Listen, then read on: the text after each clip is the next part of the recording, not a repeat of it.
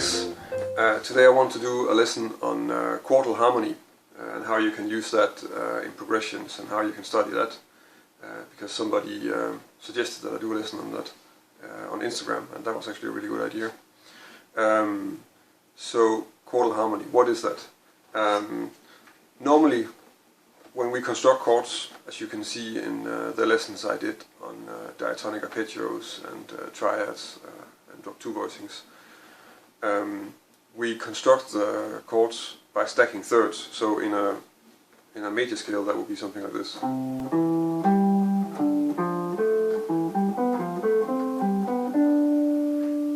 And then you would get voicings like, or at least chords like this.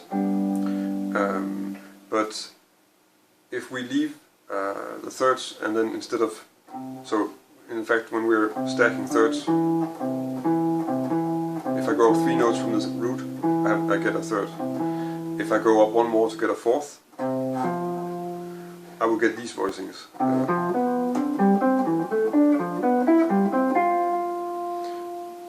So that would be something like.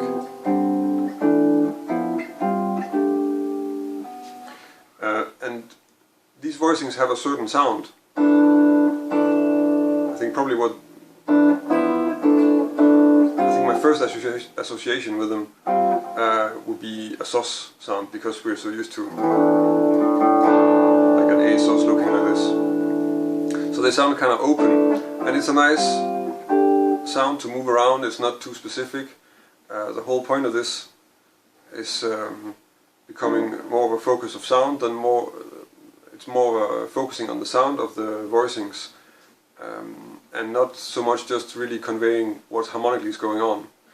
So this is also something that's used the most in modal music, at least in the beginning. Later it was applied more to moving progressions. So what do you want to do when you want to practice this? The first thing you probably want to check out is just to have these 3-part fourth voicings on a few sets of strings. You could argue that you should do all sets of strings just to be thorough, but I think I find myself using the top sets, the 2 top sets the most. So that's probably the thing to check. So that would be for C major. That would be something like this.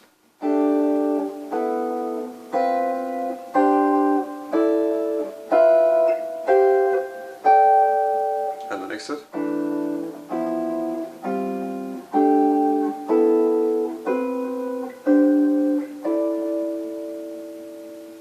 The focus is on the sound of the chord itself, rather than it working as a chord in a harmonical progression. A lot of these chords are not complete.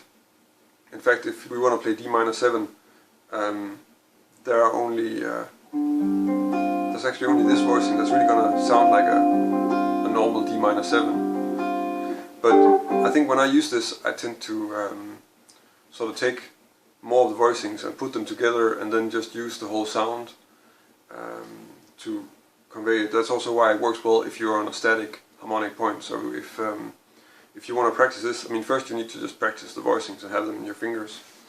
Then the next thing you can do is try to use them over a pedal point. And probably the best one to start with would be the second degree. So in this case it's a D minor. So if you practice this, it would be something like.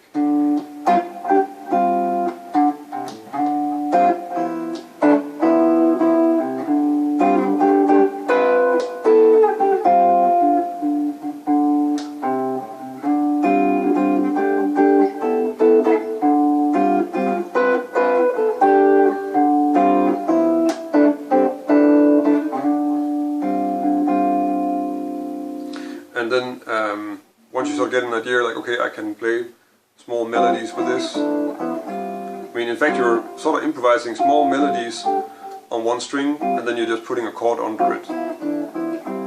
And that shouldn't be too difficult, because you already practiced playing the scale harmonized like this. Then you should probably do that for the other chords. So just to keep this a bit confined, probably the best 3 chords to start with would simply be 2, 5 and 1. So we already have the minor chord. The 5, well, this one is already a G7 with a 13. So of course that's a good place to start. So if I'm playing something over a G pedal, it would be something.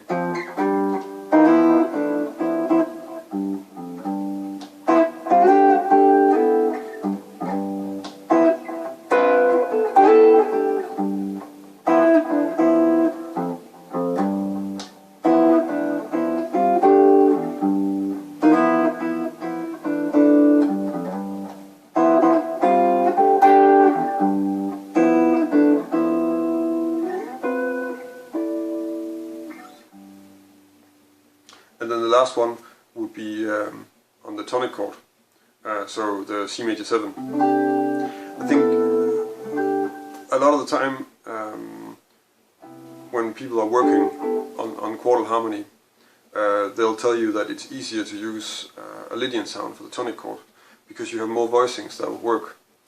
And that is true, of course, but actually I don't really think that it's necessary to start practicing that. It's easier just to keep it simple and then just use what you already have in the major scale for now. You can always add the Lydian, it's not so difficult to check out.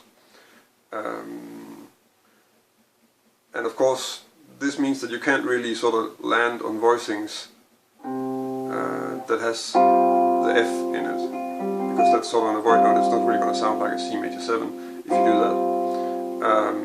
Because you don't want to have it sound like, let's see, or maybe you do want to have it sound like that, then go ahead. But that's going to be a little bit hard to recognize probably. So there are fewer voicings, because 3 of the voicings will have an F in them, and you can't really use them too much as more than passing chords. But still, I mean, it'll work.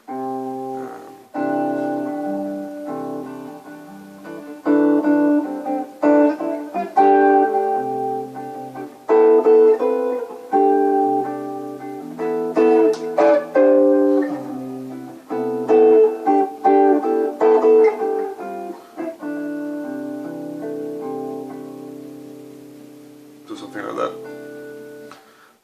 Of course, when I'm practicing it, when I'm demonstrating it now, I'm also playing the root just to sort of convey the sound of it for the video. But if I was to practice this, I would probably use a backing track or a looper pedal or something like this.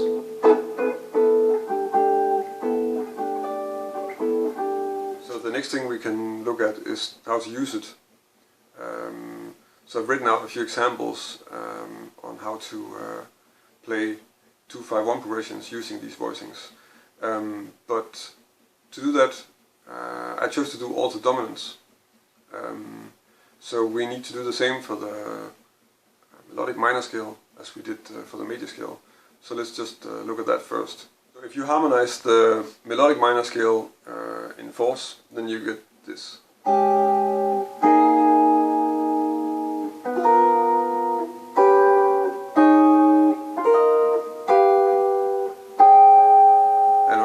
Set of strings.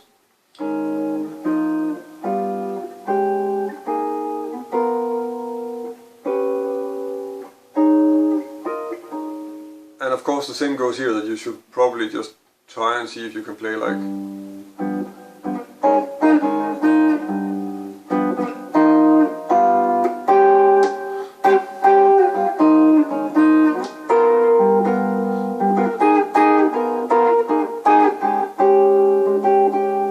a bit on an altered sound, just to get the idea of how that works.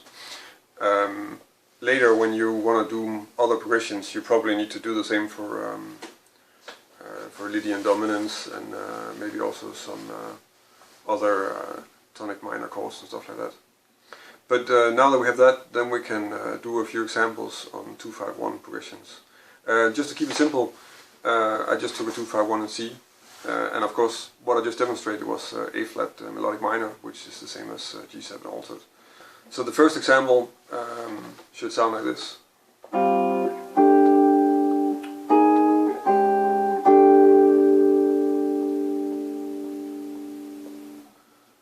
Okay, as you can see, I'm really starting with this voicing, which sounds very clearly like a D minor 7. My choice is on the G7. I'm sort of using the fact that when you're playing a G7 altered, it's a little bit easier to be clear, because you're introducing a lot of notes that weren't there before, which is actually what I'm doing with this voicing, because the A flat, the E flat and the B flat were not on the D minor 7, so you can really hear that now something happened, and it's easier to just hear like, okay, this is an altered chord, and then I just resolve that to a C6, 9. Okay, the next example.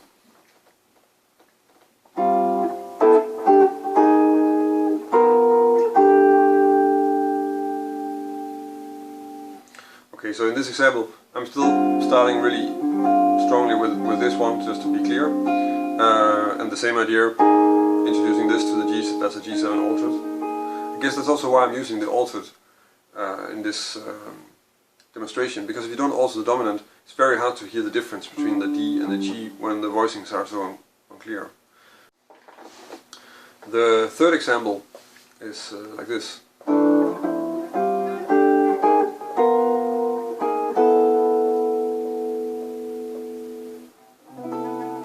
So here I'm a little bit less clear with how I'm spelling out the D minor in the beginning, but the fact that I'm playing a melody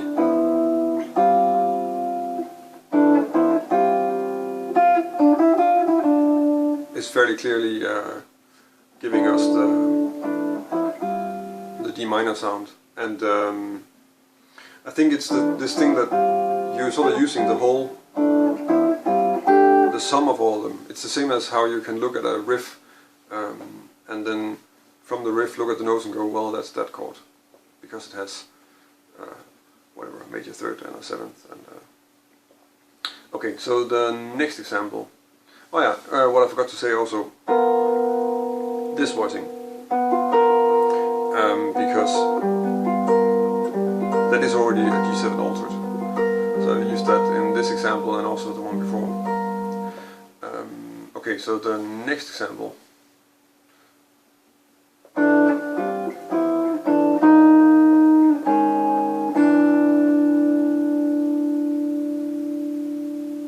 Okay, so again,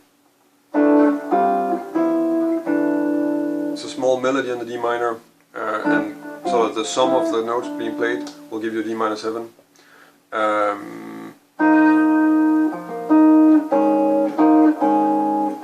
Using some notes on the G7 altered that are sort of clearly altered, and actually in this case I don't really use the third at all, the major third of the G7, but the fact that I'm doing this is already giving the sense that we are on an altered chord. It doesn't really sound like anything else, and then I'm resolving to a C6-9. So that was a few examples on how to use this on a 2-5-1 with an altered dominant. You can use these voicings not only as a sound that you use for chords, but you could also use them in your lines. I think I'm going to do a lesson of that some other time, because it's a nice sound.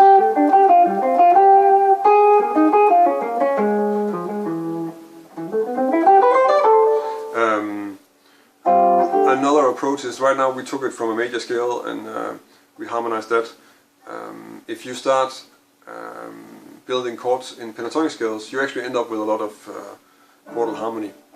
So that's another way to approach this and get some other sounds, and another way to look at it. But also that is going to be for another lesson. Yeah, so thanks for watching. I hope that you can use the stuff that I covered. As always, if you have any questions or comments, then leave them on the video, or connect with me on Facebook, Instagram, Twitter, and all the other social media places where I'm busy.